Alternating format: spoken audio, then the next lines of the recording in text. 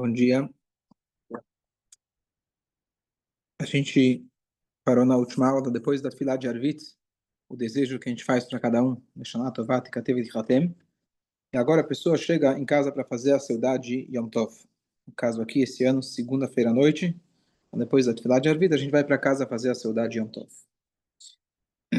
Então a gente faz o Kiddush especial de Rosh Hashanah, ele está no Mahzor, ele está no Sidur, e ao término do Kiddush a gente faz a Brachá de Shechiah. A gente segue para fazer Netat Yadayim, faz o Hamotzi, sobre duas halot, como todo Shabbat, e o costume é que as halot sejam redondas, halot doces, e a gente mergulha a halá, em vez de mergulhar ela no sal, a gente mergulha ela no mel.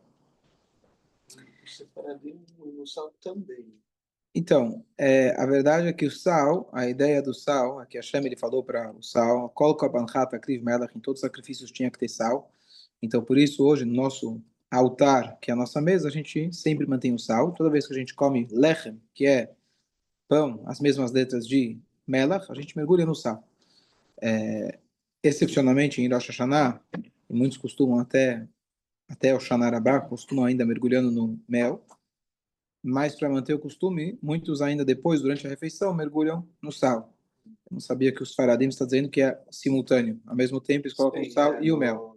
Sal ele põe também açúcar, às vezes, em vez do mel.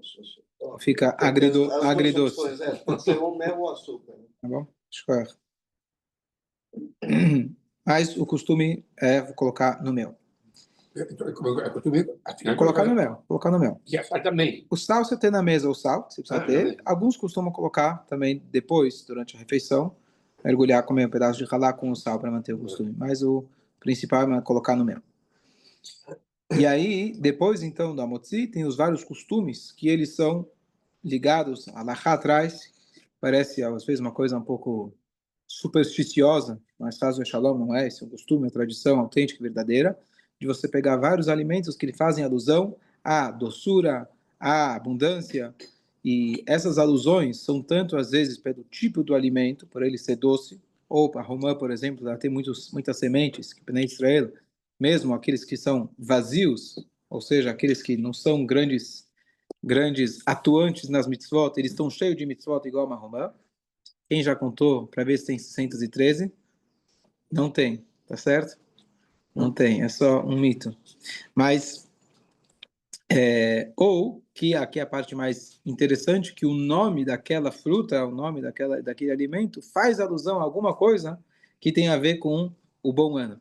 Isso é estranho, mas assim é o costume. Inclusive, não precisa ser no hebraico, pode ser em outras línguas. Então, os ashkenazim costumam comer o tzimes. Tzimes é feito de... Tzimes é aquela cenoura doce. O nome da cenoura em Yiddish é Meiren. Meiren é a mesma coisa que Mer. Mer significa mais, abundância. Então, aqueles que introduziram no Brasil comer mamão, certo? Porque mamon, em hebraico, é dinheiro, certo? Nos Estados Unidos, comer salsão com uva passa, que é raising salary, certo? Aumento do salário. Então, mas está escrito na Halakha, realmente, alguns, pelo menos, de você pegar, pelo menos esse do Meir, do Yiddish, que é mais antigo, está escrito na Halakha, e vários outros que eles fazem alusão à abundância, etc. Então tem vários... Meiren seria a cenoura. E aí tem vários outros alimentos, mas vamos começar pela maçã, que esse é o mais comum. Então, logo depois do Hamotzi, você come um pedaço da halá, e aí você pega o pedaço pega uma maçã, e aí você faz a brachá de Borei Priaetz, mergulha o pedaço no mel, esqueci de falar, Borei Priaetz, você faz o Iratzon Ifanecha, Hashem Elokeinu, Veloki Avotenu, Shetechadesh, Alenu Shadna Tová, Umetuká, a verdade, desculpa, alguns colocam Hashem Elokeinu Veloki Avotenu. Alguns falam o nome de Hashem, outros não falam o nome de Hashem. No nosso Mahzor, eu optei, são duas opções mesmo dentro dos fardos, de não colocar o nome de Hashem, que na dúvida a gente não fala o nome de Hashem. E aí, depois disso, a gente tem vários outros costumes. O primeiro é a maçã com mel, é o mais conhecido, o mais famoso. Então, quais são os outros? E para cada um deles, tem no Mahzor um Yei Ratzon especial, alguns costumam falar, outros não, mas estão todos lá. Tem vários costumes, vou falar aqueles que eu lembro de cabeça. Vamos lá, me ajudem. O que mais a gente come? Karat. Traduz, o selek, ou você tem? Silka. Então vamos lá, você tem abóbora, certo? Você tem feijão de corda, você tem cabeça de peixe, cabeça de carneiro, quem tiver, quem puder. Está escrito de trazer, então não precisa ser língua. Então, alguns pegam, como você não tem a cabeça do carneiro, então pegam a cabeça, uma parte da cabeça que seria a língua, se possível. É importante comer peixe, em geral. A gente fala da cabeça, mas peixe também, que eles têm vidgularov, bekerev, aretz, Hashem deu uma brachá especial deles se multiplicarem. Que mais? Abóbora, vamos lá. Quiser pegar umas guardas. A selga, obrigado. A selga. Carte tâmara. Sim, sheitamu soneino. Alho poró, obrigado. Feijão fradinho. Falamos, feijão de corda, feijão fradinho. O resto está lá no Mahzor, quem quiser olhar. Eu coloquei lá tudo. Rúbia. O que é a rúbia? Feijão de corda. É o feijão de corda, obrigado. E a casa Eu não não tinha lembro de essa cabeça costume. que E a casa no Uruguai não tínhamos essa. não tinha esse costume. Bom, Solamente basá. Aqui no Uruguai, aqui no Brasil, quando estamos com a sinagoga, aqui quando estamos na Angélica, aí cabeça de peixe também vinha? adicionei como se chama? A fruta esta. Romar. Romar. Adicionei isso, sabe? Outros anos se adiciona alguma coisa mais. Minha nora adiciona um monte de todas essas maravilhas. Agora, algumas coisas que a gente deve evitar de comer, que são coisas amargas e azedas, justamente com a mesma ideia, igual que a gente tenta colocar o mel e coloca a doçura, então a gente evita coisas que são amargas. E aí vem o costume de não comer o rein nas noites de Rosh Hashanah, porque o rein, apesar que tem beterraba e açúcar, ele é, de fato, ele é bem amargo. Aí a visita reclama, não tem rei. Vão reclamar igual, sempre vai ter o que reclamar. Tem aqueles que costumam, não se deve comer nozes. A palavra nozes é goze, é o mesmo gematria, é o mesmo valor numérico da palavra het, e a nozes também causa pigarro e etc. Então, eu vi uma frase, uma história de um Rebbe, que ele falou de que você tem que lembrar que não só você não pode comer nozes porque tem o valor numérico de pecado, você tem que lembrar que também não pode fazer pecado em Rosh Hashanah. Então a gente tem que lembrar o significado de cada uma dessas coisas. Eu comentei no outro shur, qual que é o significado desses alimentos? Será que comer maçã com mel vai me garantir o ano bom? Então, a resposta é que a gente pede para Hashem de todas as formas. E quando a gente pede uma brachá, a gente precisa fazer algo físico, mundano, para que a brachá ela se materialize. E nesse caso, a gente sentindo o sabor na boca de algo doce, de algo que simboliza a abundância, isso ajuda com que a brachá ela realmente venha aqui e se concretize de fato aqui nesse mundo. É isso que a gente espera, Bezrat Hashem, que aconteça. Agora, qual é a obrigação bíblica dessa refeição? A obrigação é da gente ver Samarta Bechagecha, está escrito em Sukkot, mas a gente aplica isso para todos os Yamim Tovim, de comer carne. Comer carne nessa noite é importante, isso sim faz parte da obrigação. Todos os outros costumes são costumes e são importantes, a gente deve manter e deve fazer, mas comer carne nessa noite é importante para cumprir a mitzvah. Tem algumas pessoas que têm o costume de não conversar nada em Rosh Hashanah. Eu falei ontem a importância de falar Teirim, etc. Tem aqueles que durante a refeição, já fui na casa de uma pessoa, ele fica ele literalmente fica como se fosse que fez a mocina halá e quase não fala absolutamente nada. Então isso é pessoas que estão prontas para isso ou não querem conversar com ninguém, porque já não querem mesmo. Falei isso com minha esposa, não acreditou. Ela não acreditou no costume, tá certo? Mas a ideia é que, assim, apesar de que, em geral, a gente se prolonga nas refeições, está escrito aquele que se prolonga na refeição, isso é escutar para vida longa e etc. Então, o clima do Rosh Hashanah é um pouco diferente, é um clima um pouco mais sério. Tem aqueles que evitam, inclusive, de fazer lechaim com a vodka, que também é amarga, etc. Eventualmente fazem com vinho. A ideia é de você realmente ter... É um dia que a gente está sendo julgado, é um dia feliz, é um Yom Tov, etc. É um dia bom, mas ao mesmo tempo é um dia de mais, o clima é um pouco mais sério, e a ideia a gente também, às vezes quando a gente está comendo, a gente acaba conversando sobre outros temas, etc. Então, se for falar do Dvar Torá, ótimo, se não, se dedica para falar Teilim, etc., que é realmente cada hora, cada minuto do Rosh Hashanah é importante. Mesmo à noite? Mesmo à noite. Então, Rosh Qualquer Hashanah e tempo. Yom Kippur, a meia-noite inteira você pode fazer Teilim. No Birkat Hamazon, a gente fala o trecho a mais de Yalev e Avó, e além disso, lá no final a gente tem o Rahaman e Hadesh, além do Eta Shana Azot, Etovad e Verachá, prestar atenção, tem o Rahaman a mais que a gente faz no final do Birkat Hamazon, pedindo também para um bom ano. Se a pessoa esqueceu do Yalev e Avó, então de noite ele volta, e de dia tem que rezar de novo, de dia ele não precisa. Então, lembrar, à noite, se você esqueceu de falar Yalev e Avó e já continua a brachá em seguida, Baruch Atah Hashem, você volta e faz o Birkat Hamazon. De dia, não precisa voltar. Na terça-feira de manhã, a gente aqui começa a reza um pouco mais cedo, 9 horas da manhã a gente começa, porque a reza é mais comprida. Por que tem tanta reza? Você vai abrir o Mahzor, ele é bastante grosso. Mas o correto, justamente, eles fazem, os Ramim colocaram bastante coisa, não para você acordar cedo e terminar rapidinho e ficar o dia, depois eu vou descansar, vou dormir. Realmente faz parte de que a gente fique rezando. É um dia de maior dedicação à reza. Yom Kippur, mais ainda. Então, Yom Kippur é um dia que praticamente você não sai da sinagoga. Mas todas essas rezas, várias delas são piutim, são poemas a mais, etc., mas são justamente para que a gente fique na sinagoga, que a gente se concentre, que a gente fique pedindo, que a gente fique rezando. Esse é o momento propício para isso. Agora, a gente falou que a partir do Arvit, a gente já mudou, fez acréscimos e mudanças na Amidah. Então, o início da Tfilá até o Barechu, ele é igual. Lembrando que quando chega no Amelech tem uma melodia especial, etc.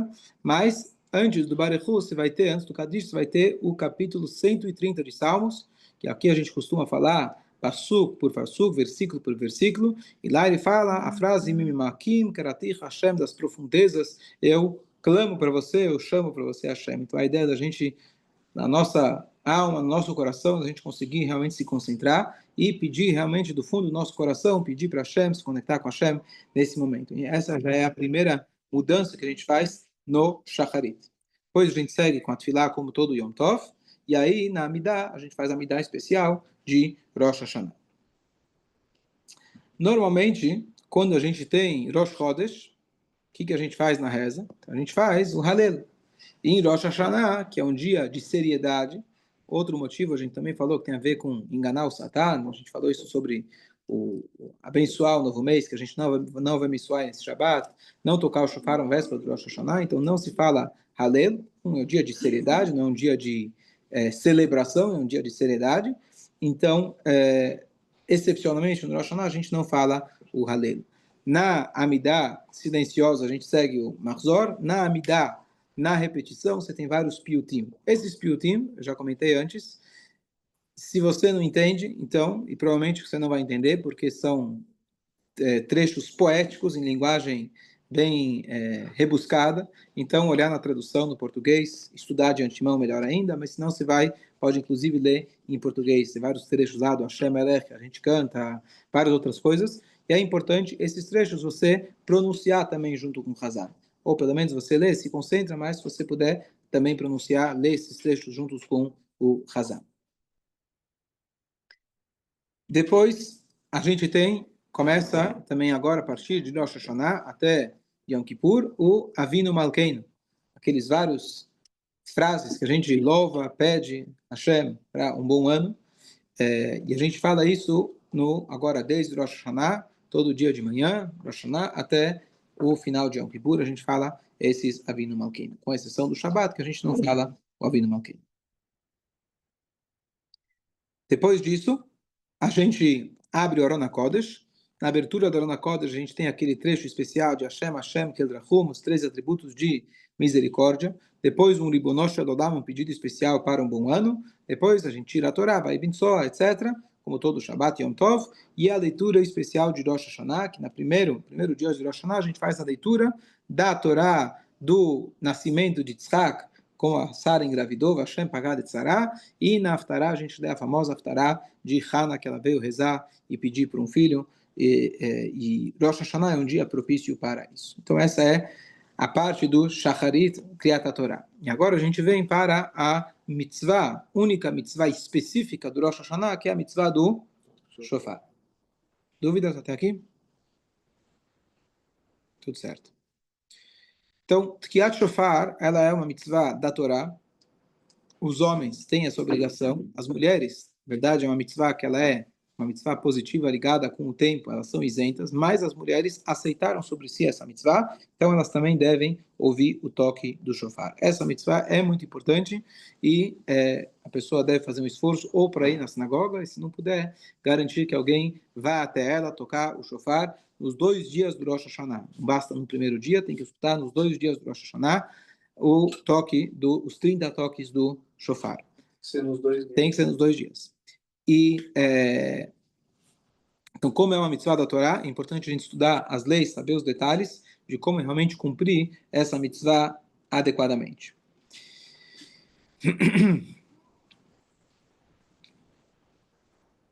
Tem uma história que um dos rebes, ele chegou para uma pessoa e pediu para ele ser o Baal Toqueia, aquele que vai tocar o shofar. Tocar o shofar, aquele que toca o shofar, tem que ser uma pessoa de um nível espiritual importante, que isso vai afetar também o resultado daquele ano. E ele pediu então para o aluno dele, ele falou, tudo bem, eu aceito, mas na condição de você me ensinar todas as kavanot profundas, aqueles segredos do shofar. E o Rebbe foi lá e ensinou tudo para ele. Depois que ele terminou de ensinar, ele falou, só tem um problema, eu não sei tocar shofar. Falou, peraí, você me enganou? Certo? E aí ele respondeu para ele, você lembra a passagem? Ele falou, o que eu fiz, na verdade, eu aprendi de Moshe Rabbeinu. Qual foi a passagem que Hashem pediu para Moshe Rabbeinu Hashem pediu para Moshe Rabbeinu tirar o povo do Egito. Ele fala, qual é o teu nome? Hashem contou para ele todos os nomes cabalísticos dele, Eke, Asher, Eke, contou.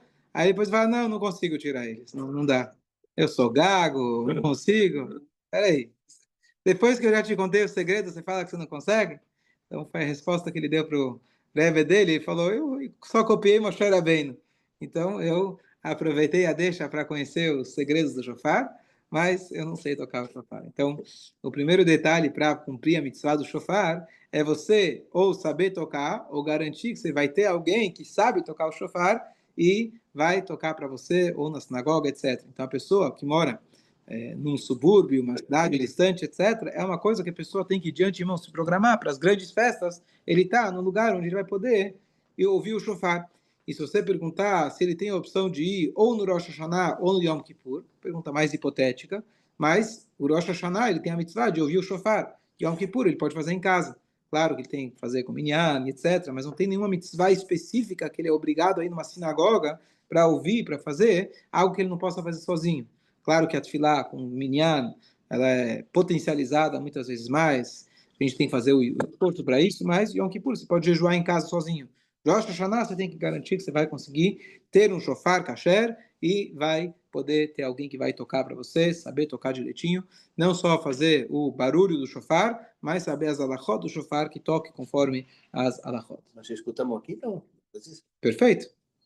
Para você tá fácil, você mora perto de uma cidade que tem sinagoga, Baruch Hashem, mas não é todo mundo que pode vir na sinagoga, tem pessoas que têm limitações físicas, etc. Então, a pessoa garantir que vai ter alguém que toque o shofar para ela. Então, antes do toque do shofar, então, a primeira coisa, a partir de que hora você pode tocar o shofar? A partir do nascer do sol, você já pode tocar o shofar. Obviamente, as pessoas que vão na sinagoga devem esperar o momento certo do shofar, que vai ser depois da leitura da Torá, etc. Mas se a pessoa não vai ter essa oportunidade, não vai na sinagoga, então o horário já é, a partir de manhãzinha, ele já pode tocar o shofar. Até que hora? Até que hora você acha que é? Até o pôr do sol. História famosa, bonita, quando você tinha ameaça da guerra, o início da guerra do Napoleão contra o czar. Jaime pode contar mais detalhes.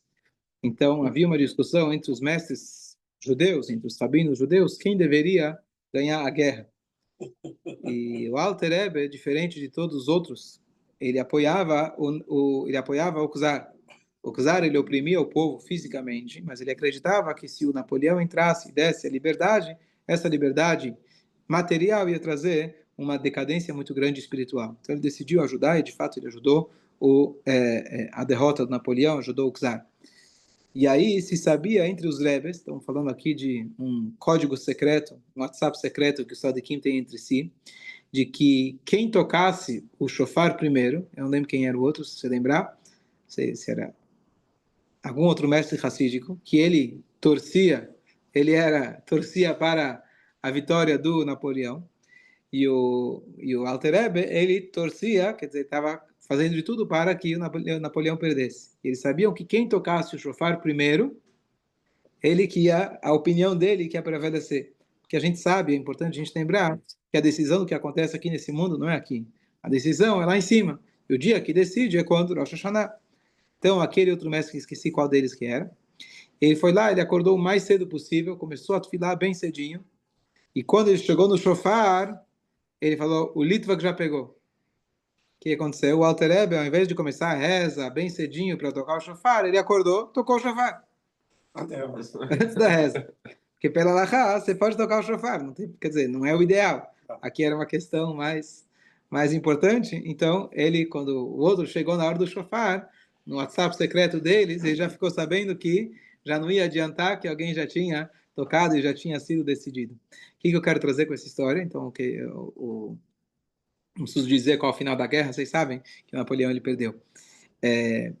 Mas como é importante realmente esse primeiro toque do shofar, como realmente a gente não tem noção de como as coisas no Shamaim, elas estão decididas e são direcionadas nesse primeiro momento onde a gente toca o shofar. Como a gente fala, que Hashem ele sai do Kisei, ele sai do trono de julgamento e ele vai para o Kisei Rachamim, ele muda de trono, ele muda todo o tom da conversa para Rachamim, para misericórdia. Isso a gente faz na hora do shofar. Então é importante a gente estar concentrado nesse momento e realmente pedir para Hashem para que ele dê para a gente um bom ano. Para isso, do Nusach da Tfilah, você já tem vários trechos que a gente lê, que são versículos que fazem alusão a essa mudança, a essa transformação, a essa gzerá que você espera que Hashem dê um bom ano, para a gente poder se concentrar. Então, para isso, você tem a leitura de um capítulo de Salmos, que é o Lamaser Livnei Korach, se eu não me engano, ele é o Mem Vav, o Mem Zain, 46, 47, não lembro de cabeça, e você lê ele 7 vezes, o capítulo de Salmos 7 vezes, e depois você tem mais alguns psukim na Metzar Karatika, que a gente fala versículo por versículo, e tudo isso é uma maneira da gente se concentrar e pedir para que o toque do shofar realmente tenha o melhor impacto possível, para que a Hashem ele dê para a gente um bom ano. Hoje o Tzadik é no Kol Nidrei. E aí, então, nesse momento, o Hazan, o Baal Tokei, ele vai fazer as brachot do shofar, que é a brachá de Ishmoa Kol Shofar Ishechianu, e a gente deve escutar essa brachá. Aquele que faz a brachá tem que ter a intenção de todos aqueles que estão escutando, eles estão se incluindo nessa brachá. Tem a kavaná, que ele está fazendo a brachá para poder cumprir a mitzvah da Torá, do toque do shofar, e as pessoas também terem essa kavaná ao ouvir a brachá, de se incluir na brachá, e que agora estamos se preparando para o toque do shofar. Isso é o que a gente deve fazer quando a gente escuta, e escutar o toque do shofar com atenção, do começo ao fim. Tem várias regras em relação ao toque do shofar, mas isso cabe àquele que vai tocar. E se você vai numa sinagoga, eu espero que a pessoa ele vai saber tocar, mas se você por algum acaso não ouviu algum toque do shofar, então dependendo como for, etc., você não pode ouvir fora da ordem. Então, eventualmente, você vai ter que esperar para o próximo toque do shofar para você poder ouvir esses 30 toques ou ter alguma outra chance de escutar todos os 30 toques. A pessoa tem que escutar todos eles, não deve conversar no meio, tem o tamanho mínimo de cada tkiá, o tamanho de cada um desses toques, respirar, não respirar, etc., entre cada um deles. Isso é função do Baal Tokei, mas você tem a função de simplesmente ir lá e escutar com atenção, e com isso você cumpre a mitzvah especial do Rosh Hashanah. E só para concluir, em outras festas, você acabou de abrir o Onde estão? Esse é o Sidur. Não, Não, que eu vi os desenhos, achei que era da noite do Seder. Não, é as brachot. Não, Só um é. minuto. Então, só nas outras festas você tem, por exemplo, no Pesach você tem as 3 matzot. Sukkot você tem Arba Minim, Sukkah. As mitzvot são compostas de vários itens. Em Rosh Hashanah você tem uma mitzvah composto de um único item, que é o shofar. E uma explicação bonita é que basta um toque, basta um item, basta uma boa decisão que você consegue já fazer com que tudo mude. Então, você espera realmente que a pessoa se transforme por completo, mas essa transformação tem que se materializar em uma boa decisão para esse ano. Cada ano assumir uma boa decisão de crescimento espiritual e um shofar, um toque, ele é suficiente. Ou seja, se você, essa mitzvah, 30 toques no caso, mas só uma mitzvah com um único item já é suficiente, porque para a gente mudar uma coisa já basta, já é suficiente, em que a gente tenha a Bezerra da Shem, na Tová Metuká. O mínimo é ouvir 10 votos. 30. São 30. O mínimo para cumprir a mitzvah.